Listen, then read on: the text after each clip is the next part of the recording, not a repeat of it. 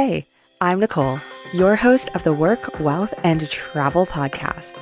On this show, we're going to be talking tangible action that you can take in order to achieve the life you thought was only achievable after retirement. Everything you want now in life, you can have it. Will it take hard work, patience, and uncomfortable growth? You bet it will, but it will be so worth it. On this show, we will be deep diving into the topics of lifestyle design, travel, entrepreneurship, and everything in between. I myself am a global citizen and world traveler who left my home country and conventional lifestyle behind for a life of adventure and following my passions.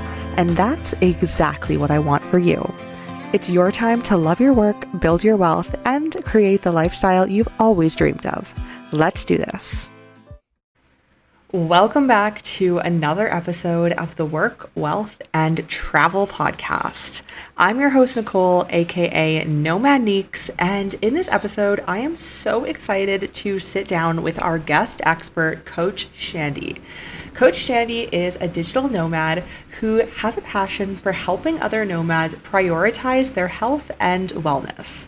Shandi has helped countless clients overcome typical nomad barriers and achieve their health and fitness goals using her unique coaching approach, all while still being able to enjoy the traveling lifestyle of a nomad. I am so excited in this episode to chat all things traveling, health, fitness, being a nomad, and building a business. So let's dive right into it.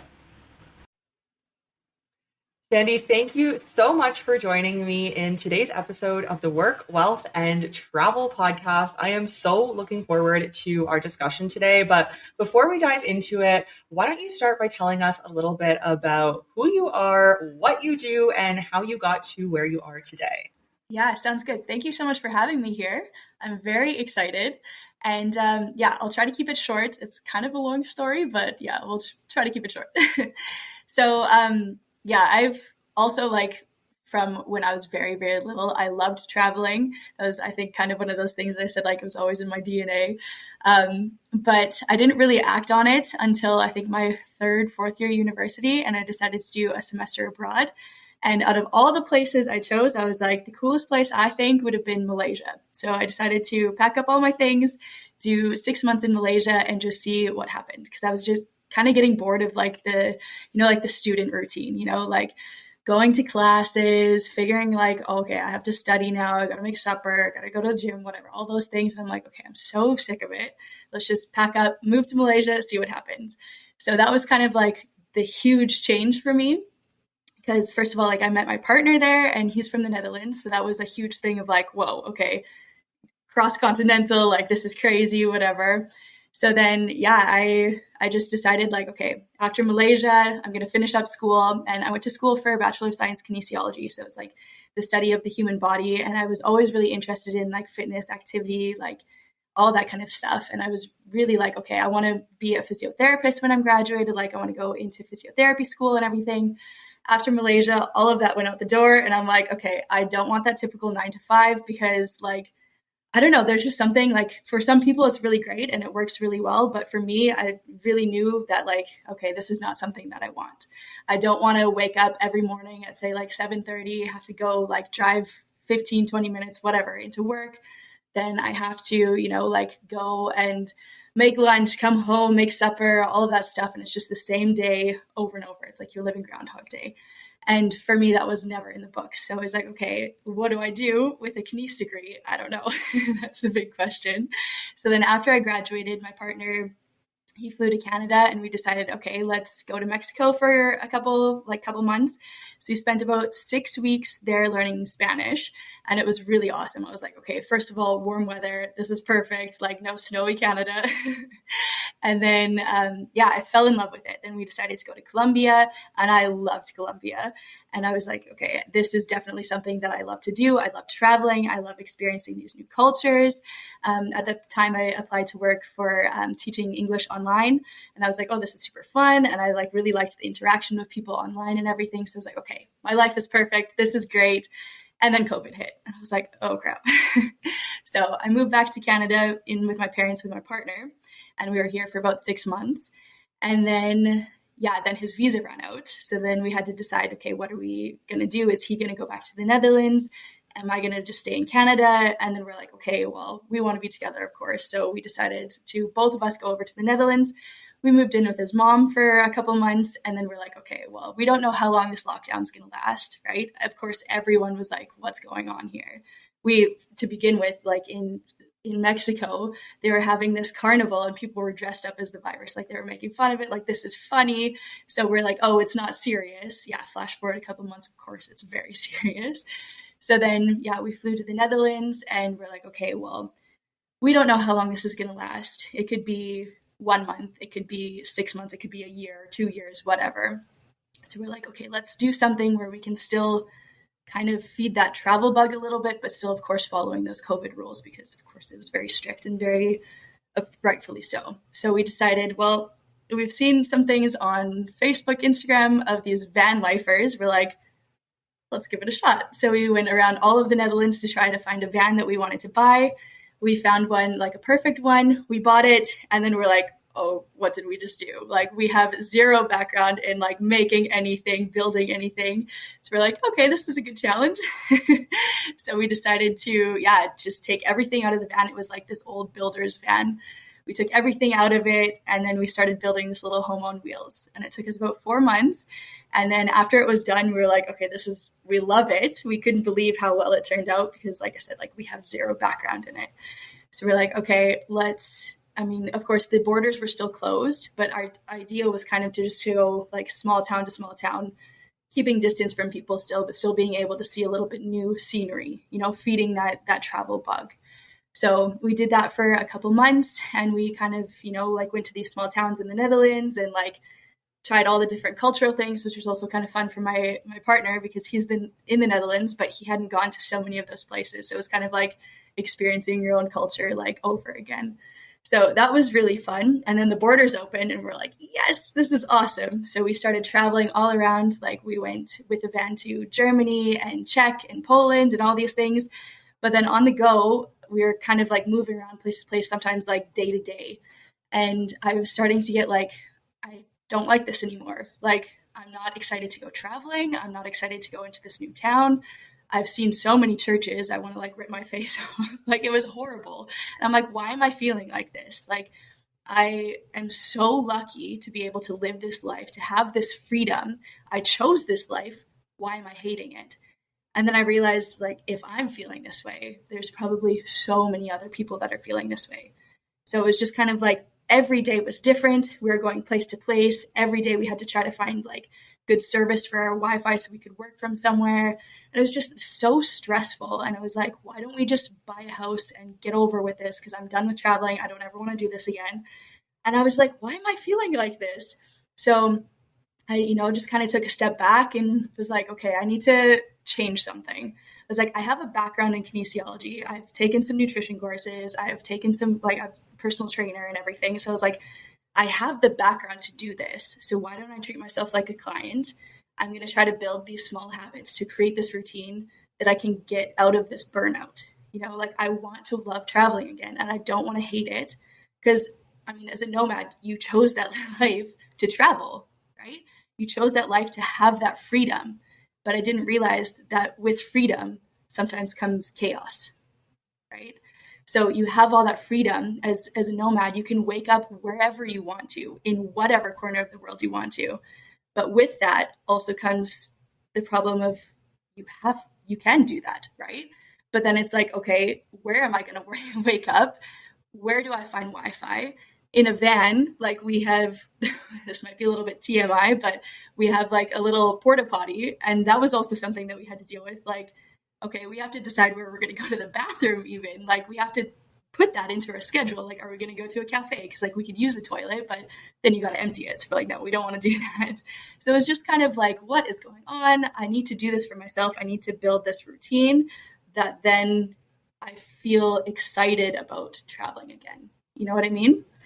So it was just kind of like this. And then I started to like add these small habits. I started to, like cooking a little bit more myself. I started to like either finding gyms or doing body weight workouts, which I didn't do at all. The only activity I was doing beforehand was like walking.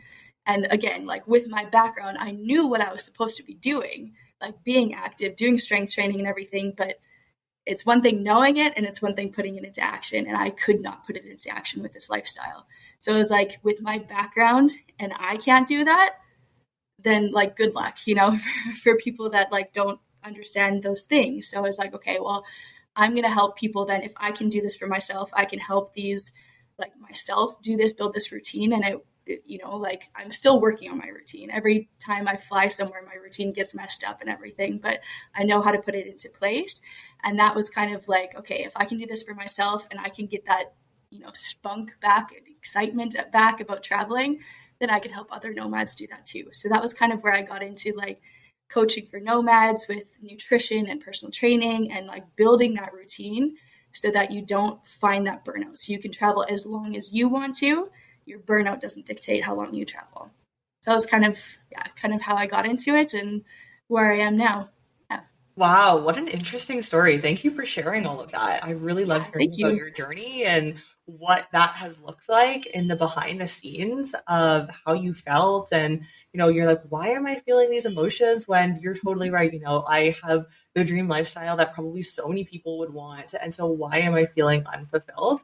Yeah. Thank you for sharing all of that. So I Yeah. feel like I have so much to say on what you have just shared.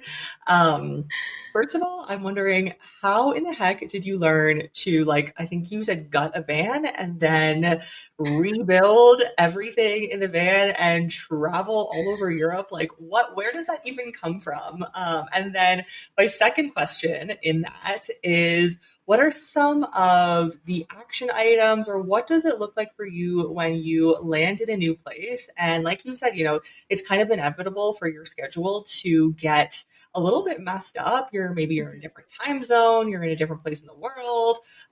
So what does that look like for you to try to keep it as on track as possible? So those are my two big questions that I got out of that. Yes.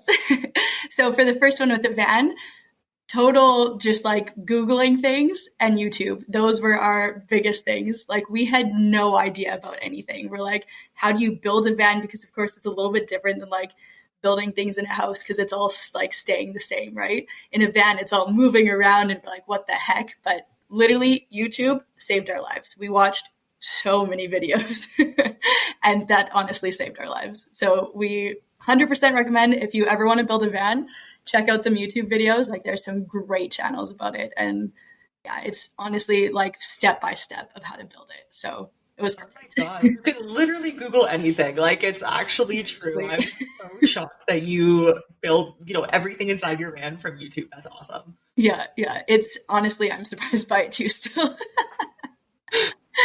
Yeah. But yeah. And then the second one, like we try not to fly a lot, like, because that also, like, when you're at the airport and then, like, that full day you kind of waste with flying and everything. And, like, we have the van to travel. So that's also a nice thing. But with flying, say, for example, like, on Saturday, we just flew back to Canada.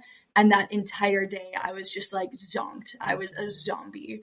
And then I'm familiar with this area, so it's a little bit easier to get back into that routine. But what I would recommend is that if, like, you're flying to a new place that you don't know, do a little bit of research beforehand, see where you're going to stay, try to find, if you haven't picked a place to stay yet, try to find a close grocery store, try to get accustomed to the different foods in the different country, because of course, like coming from Canada, moving to Europe, their food is totally different. And I was not like ready for that. I was like, okay, for breakfast here, I have Cheerios, and like lunch, you got to like sandwich, whatever. Europe, it's a totally different life. So then it's just kind of like, okay, what's the normal thing to eat while I can still get like a sort of home feeling from Canada, and try to like get that cultural aspect of like, okay, I'm trying these new foods, but I still have that comfort from home, if that makes sense. So then, yeah, just like trying to find a grocery store that's close to where you're staying. Also, if you are into like going to the gym and stuff, try to find a gym before you get there. And then just like make sure that the area is also, maybe you can walk around and get to know it as soon as you land there, just to get like homey feeling. Because I totally understand that as soon as you land at the airport and you go to your house, like sometimes, or like your new Airbnb, whatever, sometimes it's very overwhelming and you're like, okay, new place, new language, new food, new everything. I don't know where I am. And it's just totally overwhelming. Then your day-to-day life is completely like turned upside down. So it's really like familiarizing yourself with it beforehand and then getting to like, okay, this is, I'm comfortable now where I am. And then also doing a little bit of sightseeing, like how you would as a normal nomad. Like you go out and see all these different things and, get used to your new place. Some people change like week to week where they're staying. Some people change month to month. So definitely like that might not work for people that change week to week, but it's really just, getting used to the surroundings again and like trying to make that feel as homey as possible.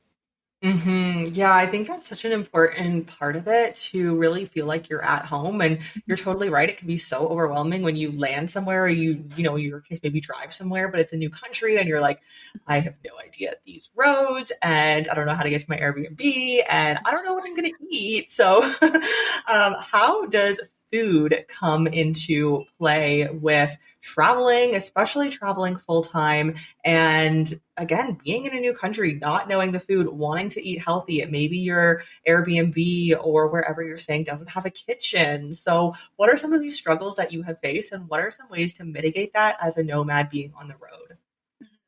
Yeah. So for what I try to do is when we rent Airbnbs, I try to find ones with kitchens. But of course, maybe that's not feasible for some people, and maybe that's not something that's like available. So for people that don't have that kitchen area, the biggest thing, like maybe it is cheaper to eat out and everything. What I would recommend then is if you are eating out all the time, try to find a more, let's say, nutritional food on the menu. So instead of just going for like burgers and fries all the time, maybe try to find like some like some vegetables or fruit that's alongside that burger or something like that. It doesn't have to be perfect. What I like to tell my clients also is like eating on a spectrum. So all foods aren't bad and all foods aren't good. You just want to try to find, like, you want to try to eat more foods that are, let's say, quote unquote, more nutritious versus foods that are less nutritious. So it's just kind of like you can still enjoy all of those cultural foods that when you're in a new country, like that's, for me, that's the most exciting part. Like when we went to Italy, you best believe I was eating all of the spaghetti, all of the pasta dishes, lasagna, you name it, I was eating everything. So it's just kind of like, you want to try all those cultural different foods in those different countries, but you still want to be aware of, like eating pasta all the time without having those vegetables in it. Like it also takes a toll on your body, right? It's also like you need to make sure that you're giving yourself that energy that you need to be able to continue to travel. Because if you're constantly eating those like heavy, dense, like calorie dense foods, then that's also going to take a toll on your energy levels as well. So yeah, what I would recommend then is just finding more nutritious foods on a menu if you're eating out all the time, or just buying fresh fruits and vegetables at a local market. Lots of those times that, like especially like those Eastern European countries as well, we've been to a lot of the times, they have fresh, amazing markets, also in South America as well, that you can just go pick your whatever you want, and then you've got your snacks throughout the day, and then go and eat out. And it's just kind of finding that balance between, like I said earlier, also like the cultural food, making it feel like home, and trying to find that nutrition, like that nutritious, dense food. Yeah, that's a really great tip. And I think, easier said than done sometimes. And Yes. I'm sure you have experienced that as well. But I think to really keep that front of mind, especially when you know that what you're doing is something long term and you're building a lifestyle out of it. And I think, I've had these conversations on other podcasts of the differences between having short-term travel and a short-term travel mindset versus having a long-term travel mindset when like maybe it's indefinite, you don't know when it's going to end, or it's going to be a year or 2 years and you are really full-time nomading. I think there is a lot more mindfulness that has to come into play with that. Absolutely, yeah. Yeah, and it also kind of goes along, like you just mentioned, with that vacation mindset, because when people are going on vacation, it's a free for all, right? Like you go out to eat like almost 3 meals a day, you're enjoying it, you're having your tequila sunrise on the beach, and it's great. But as nomads, like cool if you're doing that for a couple weeks, but for a couple months or a couple years, you can't sustain that, right? It's not something that is going to make you feel good later on, and it's not something that's sustainable for your lifestyle then, right? Yeah, totally. So while we're on the topic of food, I would love for you to share some recipes that you have found that are easy to make while on the road, while traveling, while being a full-time nomad. Yeah, of course. So I do have on my website, if you go to www.coachshandi, Shandi is shandi.com/free. I have a free recipe ebook for you guys to download. And you can see, I think there's like 16 different recipes on there that you can check out and try them for yourselves. My all-time favorite one that I go to all the time, you don't need a kitchen for it, it's the protein balls. So you just really take like a cup of protein, and then you have some chocolate chips in there to make it taste good, some peanut butter, everything. And then I just take that with me, like if we're going on a hike or something, or if we're going around the town and I don't want to like stop and like pay a lot of money for snacks on the way, I just take those and it's great. So there's a ton of those little like snack things that you can take in that recipe ebook that's really nice, that I really like. I eat them all the time when we're traveling. That also kind of makes me feel homey, and hopefully the listeners as well, that they try it out and see if it also works for them. But yeah, I really love them. So Ooh, that sounds so good. So I have a question based on that because I love, the protein balls and all of these really delicious, healthy things. But I find something I struggle with, and I'm sure a lot of other nomads face as well, is that on the road, especially in, right now I'm in Colombia, I think I would struggle to find a good protein somewhere that isn't online in a store that I trust, that is vegan and, not all of the other things that are advertised as healthy but are not healthy a lot of the time. So what do you do to kind of find these things that, if we're back in Canada or the States, you can order it on Amazon and I would totally trust it, or go into a local health food store, but that's not always readily available in other countries. So what do you usually do in a situation like that? yeah, so if I can't find like a protein like substance or something, then I just try to find some fresh foods that are very high in protein then. So whether that be nuts, or like for me, I do eat meat, so that's a little bit easier. For the like vegans or vegetarians, it's a little bit harder to get that protein, but really try to focus on, like going into that grocery store. What I like to do with my clients as well is also like we just do FaceTime, and then they take me into the grocery store where they're going, and then we kind of shop together. So they're like, okay, what's the best thing that I can get? Like, best thing about protein is it makes you feel fuller for longer. So it's a nice snack, right? So then we go through the grocery store. Okay, let's look at the nutrition label together. What's the highest thing in protein? Let's talk about nuts. Let's talk about eggs. Let's talk about these different things. And you can make little egg bites that you can take, maybe like with a kitchen, of course, that you can take then on the go. Just small things like that, of course, it makes it a little bit harder, and it's definitely a challenge on the go, but it's nice to have someone also there to accompany you there as well. So you're not just facing it alone. You have someone, okay, let's go together, kind of hold your hand. Let's go through this grocery store together. Let's figure it out together. Yeah, I like that. And keeping them accountable as well for eating healthy, because sometimes it can be so easy to go into a grocery store, especially in a new country, and be like, ooh, I want to try this and this and this. Yeah. And it's probably not always the healthiest thing ever. So I'm sure it's nice for that accountability too. Mm-hmm. Yeah, definitely. So I would love to chat about building your business and being an entrepreneur while on the road. So what did that look like for you? How long have you been in business? And what did it look like for you to really start something, probably when you were in the middle of traveling? And what are some of the obstacles that you faced within that? Yeah, so it was crazy. It was a big change because, like I said earlier, I was doing kind of freelancing, teaching English online to begin with. And I liked it, but I knew that wasn't something for me. So I wanted to do something that, first of all, I don't really like the idea of like working for someone else to like make them money and then I get a set pay, and I don't really have any incentive to work. For me, it was like I can build something that I can like make as much out of it and also provide a lot of information for people, a lot of everything. So I was like, okay, I want to start something myself. And with my background in kinesiology, I was like, okay, well, I want to do something fitness-based because I love fitness. I love nutrition. I love cooking. I love all these things. So I was like, okay, what can I do here that I can then help other people all the way around the world?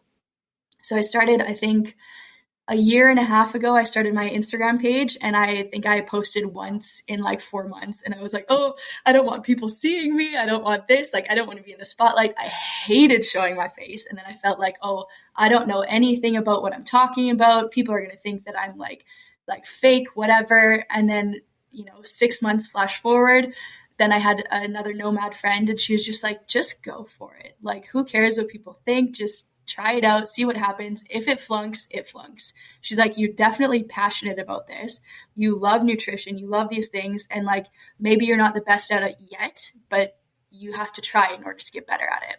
So I was like, okay, that's a nice way to think about it, because I mean, everyone has to start somewhere, right? Everyone, even the person that has like $1 million business, that had to start somewhere. So it's kind of like, okay, let's get over this feeling of like, I'm not good enough. Then I started posting like twice a week. Now I started posting 3 times a week, and I started getting more engagement. I started engaging with different nomads. And I really realized at that moment, like, I had a lot to give to people. I know what I'm talking about with these things. And like, of course, I'm not perfect. I don't have the perfect routine here. Like I said earlier, also, like when I flew back to Canada, my mind is like, what is going on? But that also kind of makes me human, right? No one's perfect. And if I can figure out, how to adjust and how to get over these things, I can also help other people do that as well. So that was kind of like, a mindset change of, okay, I want to do this. I want to help people. I want to do, have my own business. I want to be able to have the freedom to work whenever I want to, and, nomad freedom of like all those things. So yeah, that was just kind of how I got into it. And then I, decided that like, okay, I'm going to work for it and I'm going to get it. And it's been long. And it's kind of like, I always use this analogy of like, you're taking these steps and you don't think that you're going very high, like very far in them, because it's just these little tiny steps, and you're looking back and you're like, oh, I haven't done anything. But then when you look down, you realize how high you are, and you're like, yeah, okay, I'm getting there. So you just keep taking those small steps. And that also goes hand in hand with what I help with my clients, is building those habits. You don't see those habits actually being built until you look back 6 months before and you realize, okay, I have gone a long way and I am getting better, and I am able to make the sustainable lifestyle that I can then continue doing for as long as I want. Oh my gosh, such words of wisdom. You're talking and I'm just nodding along like, yes, like I love everything you're saying. So in you saying that, and thank you for sharing all of that, Yeah, I'm curious for somebody listening who is wanting to start something of their own, something that they're passionate in, especially because you mentioned, you don't want to show your face online. And I think a lot of people feel that way, and it can be very intimidating. So how did that look for you in the very beginning? And then how did you get your first client? Was that from social media? Was that from networking? Where did that come from, especially when, you are, of course, not now, but at the beginning, maybe a little bit more fearful of showing up online and not really knowing if you're the expert in your industry, which obviously you are. But it's just that mental shift that you really have to have in the beginning. Yeah, absolutely. Yeah. And it's still not easy. It's not one of those things that it's like, okay, overnight, now I'm fine, I'm confident in everything. Every time I post a reel, I'm like, oh, did I look okay in that? Is it okay? Like, are people going to judge me? And then it's like, okay, let's take a step back. I'm giving information for people that can then take it or leave it. There's going to be people saying maybe not some nice things about you in the comments. Brush it off as best as you can. Of course, that's easier said than done, but just get out there. It's never going to be the perfect time to do it. Of course, that sounds very cliche, but I think it's cliche for a reason.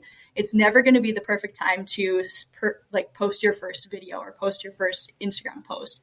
It's never going to be the best time to put your name out there and anything like that. My first client, I decided like after I was posting for a little bit, I wanted to put some free workouts in my hometown where I was visiting again. And I had someone come up to me and were like, wow, I didn't know you were doing like this personal training and everything. Like, oh, cool. Let's talk a little bit about it. And they were saying that they were struggling with their routine. And I was like, okay, well, I can help you with that. They had no idea what I was doing because I was just starting to post about things. And I was like, okay, that was kind of the mental shift for me. It's like, okay, people don't know what I'm doing because I'm not talking about it. So I need to tell people what I offer in order for people to understand like that I can help them with these things. So the biggest thing that I can recommend is just getting your name out there, talk about what you're passionate about, and talk about how you can help people, because people don't know that you can help them unless you talk about it. And it's hard. It's not easy, but it's one of those things that it's like, you own a business, you have to talk about your business, right? So Yeah, totally. And I think especially when you have a business that can be done from anywhere in the world, something that's online, it can be very intimidating to talk about it because you're like, oh, I can just do it anywhere. And like, I know what I'm doing. But just because you know what you're doing doesn't mean that the rest of the world knows what you're doing. Yeah. And so, I totally felt the same way when I first started my journey. And now I'm sure you feel the same way. It's so funny to see how far you've come, like you said, those little baby steps, and then you look back and you're like, oh my gosh, now I like post something. It's like, I don't care how I looked. Well, to a degree, but it's definitely not what it was at the beginning. And it's Yeah. the value that you're providing people and just putting yourself out there so that people can see what you're doing. And I've had so many comments of people going, oh my gosh, I didn't know that you have knowledge of this, or oh my gosh, I didn't know XYZ that you do this. And it's like, yes, exactly. And that is really why you need to put yourself out there. You don't know what will happen unless you do. Mhm. Yeah, exactly. Yeah. And it is also a little bit different as nomads too, right? Because when you're an entrepreneur and you have a home base and you have a hometown, then you can really like promote it in the hometown. You can really talk about it and you can get people like one on one, face to face. But when you're a nomad and you're moving all over the place, that just adds that extra level of intensity, right? Like, how hard is it, first of all, to go in your hometown to talk about you versus going out in a new country with new languages, trying to find new people talking about what you do that you're already nervous about talking about? It's like these things add up, and you're like, okay, can I even do this? Because I am scared to step out the door now. Like, I'm terrified. But it's one of those things that it's like, every time you do it, it gets a little bit easier.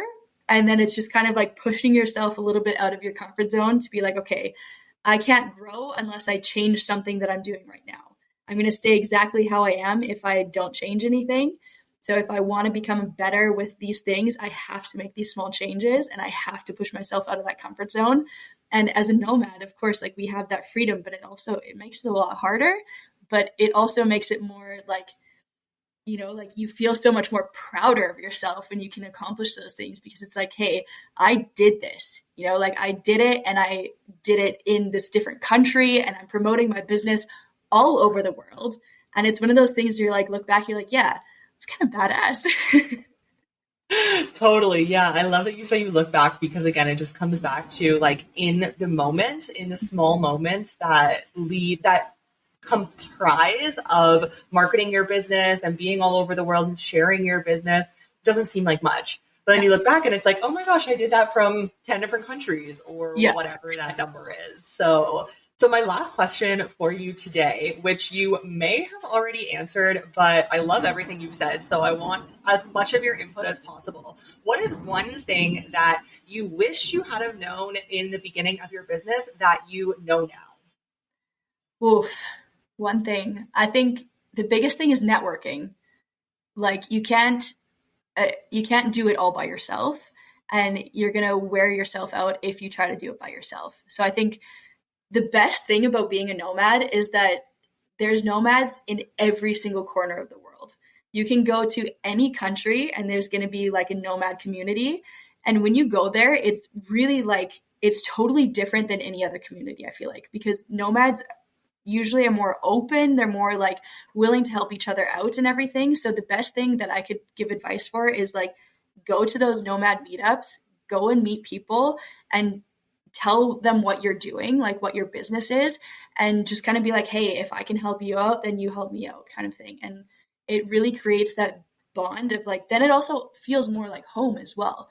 When you're in a different country and everything, you go to this nomad meetup, you have people that you understand what they're going through because you're going through the exact same thing and you connect to that different level.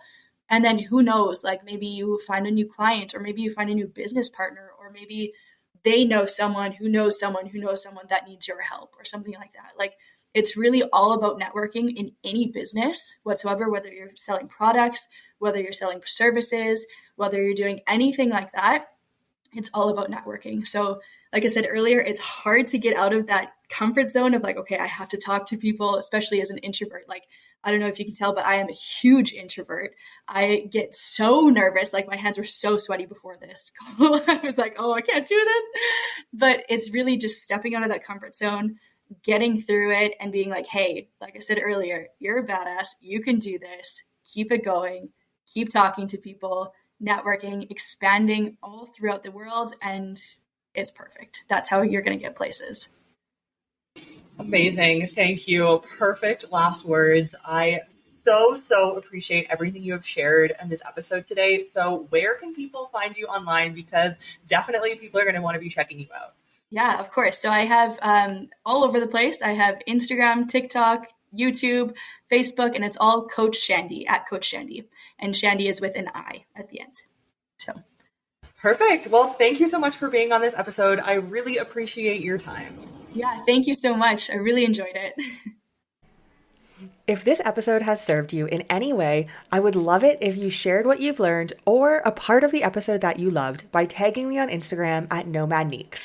If you haven't already, please hit the subscribe button and leave a 5-star review so that I can continue to bring you educational content, learn, and grow together. Thank you for your support, and see you in the next episode of the Work, Wealth, and Travel podcast.